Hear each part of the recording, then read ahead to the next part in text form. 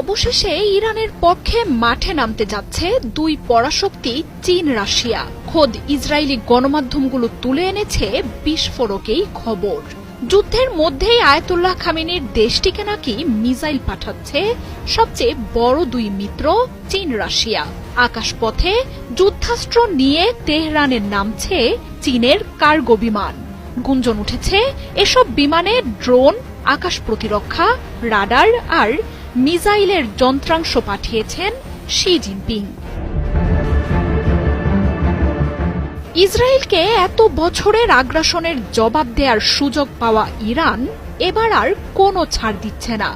দীর্ঘমেয়াদী এক যুদ্ধের জন্য পুরোপুরি প্রস্তুত, এমনটাই বার্তা দিয়েছে ইরানের বিপ্লবী গার্ড বাহিনী। মার্কিন আর ইসরায়েলি আকাশ প্রতিরক্ষা ভেদ করে ইসরায়েলের সামরিক, বেসামরিক স্থাপনা, বন্দর, জ্বালানি খাত সবকিছু